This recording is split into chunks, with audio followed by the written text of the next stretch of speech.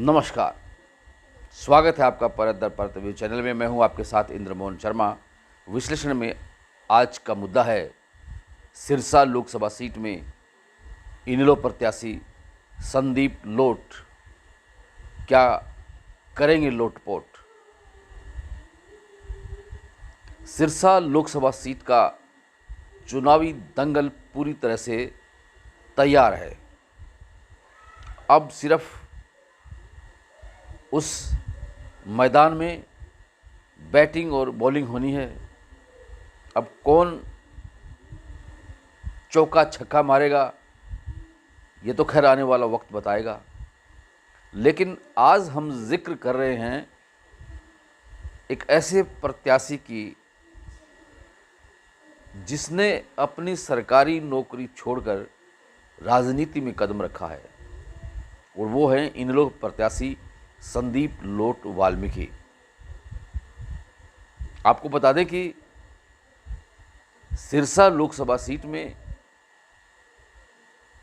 पहले भी इनेलो की ओर से, चौटाला परिवार की ओर से एक ऐसे शख्स को चुनाव मैदान में उतारा था जिनका नाम हेतराम था, और वो भी एक बैंक की नौकरी करते थे।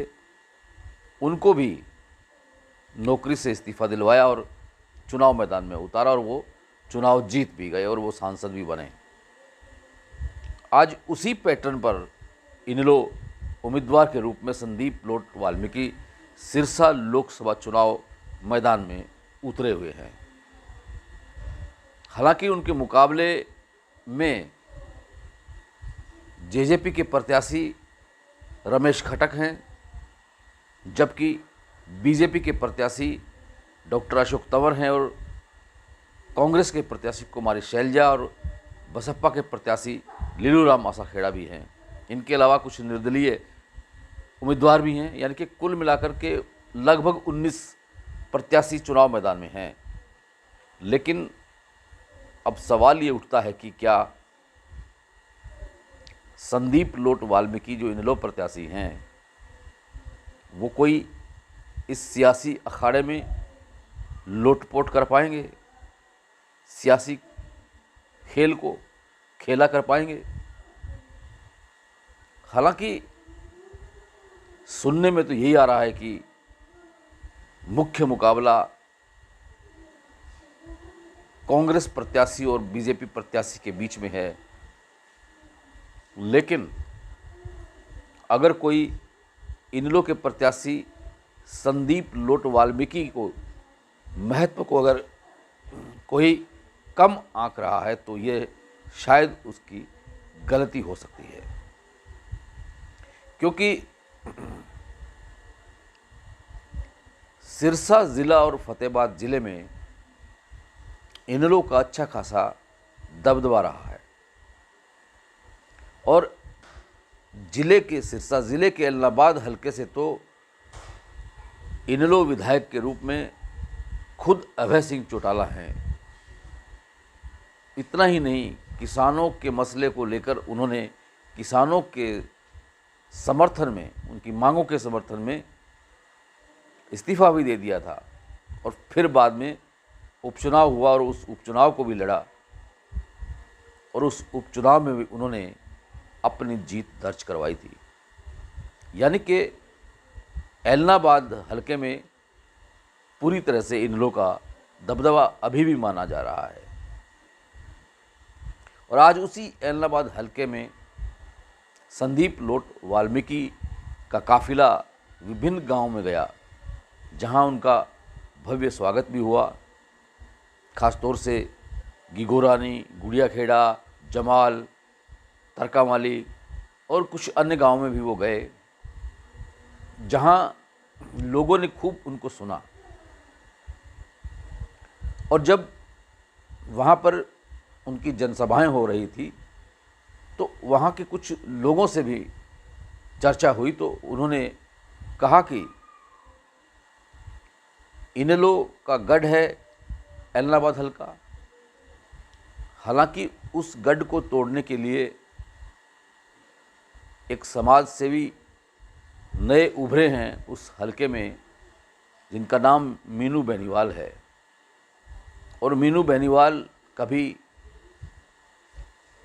जेजेपी के सुप्रीमो डॉक्टर अजय चौटाला के खासम खास हुआ करते थे, दुष्यंत चौटाला के खासम खास हुआ करते थे, दिग्विजय चौटाला के खासम खास हुआ करते थे। और उन्होंने उस हलके में विभिन्न गांव की पंचायतों में खूब रुपए बांटे। अब ये सवाल उठता है कि वो रुपए आए कहाँ से थे। और फिर पता नहीं क्या हुआ ऐसा कि उनका 36 का आंकड़ा हो गया अजय चौटाला और दुष्यंत चौटाला से, दिग्विजय चौटाला से, और वो बीजेपी की शरण में चले गए। हालांकि उस वक़्त दिग्विजय चौटाला ने ये कहा था कि वो एक बहरूपिया हैं मीनू बेनीवाल, लेकिन अजय चौटाला ने उनका बचाव भी करते हुए कहा कि वो जो भी हैं उनके अपने हैं। लेकिन अब वही अजय चौटाला और दुष्यंत चौटाला, दिग्विजय चौटाला मीनू बेनीवाल को खूब खरी खरी सुनाते हैं। तो अब देखना यह है कि क्या मीनू बेनीवाल एलनाबाद हलके से बीजेपी के प्रत्याशी डॉक्टर अशोक तंवर को भारी मतों से जीत करवाएंगे, या एलनाबाद हलके में इनेलो प्रत्याशी संदीप लोट वाल्मीकि अपनी जीत के परचम लहराएंगे। हालांकि संदीप लोट राजनीति में नए हैं, उन्हें अभी राजनीति की क ख ग सीखना बाकी है और उन्हें कई तरह के मुश्किलें सामना करना पड़ेगा। हालांकि उनके सारथी बने हुए हैं युवा नेता गोकुल सेतिया, जिनको इनेलो नेता अभय चौटाला ने कमान सौंपी हुई है। और गोकुल सेतिया ने निर्दलीय उम्मीदवार के रूप में चुनाव लड़ा था पिछला लोक विधानसभा का, लेकिन वो पराजित हो गए थे। उस वक़्त इनेलो ने भी उनका सहयोग किया था। और गोकुल सेतिया का जो पैतृक क्षेत्र है वो एलनाबाद ही है, क्योंकि उनके दादा संसार भूषण सेतिया एलनाबाद के ही रहने वाले थे। और उनके पिता गोकुल सेतिया के पिता राहुल सेतिया का जन्म एलनाबाद में ही हुआ, वहीं वो पले बढ़े और बाद में वो सिरसा आकर रहने लगे। लेकिन अब गोकुल सेतिया ने संदीप लोट वाल्मीकि को जितवाने के लिए पूरा जोर लगाया हुआ है। और अब देखना यह है कि वो उनको कितने भारी मतों से आगे जितवाते हैं, या संदीप लोट वाल्मीकि बीजेपी और कांग्रेस के उम्मीदवारों का खेला बिगाड़ते हैं। एक बहुत ही हैरत अंगेज़ बात सामने आएगी कि जब मतदान होगा तो उस वक़्त पता चलेगा कि कौन किसके समर्थन में कितना मतदान हुआ है। अभी मतदाता अधिकतर चुप्पी साधे हुए हैं, लेकिन जब मतदान करने की बारी आएगी तो वो अपने वोट से ऐसी चोट मारेंगे कि वो सब देखते रह जाएंगे।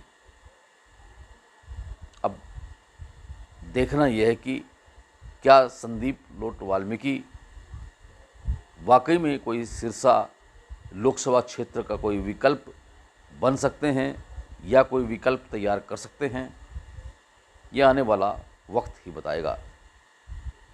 इनेलो के प्रवक्ता महावीर शर्मा ने भी बताया कि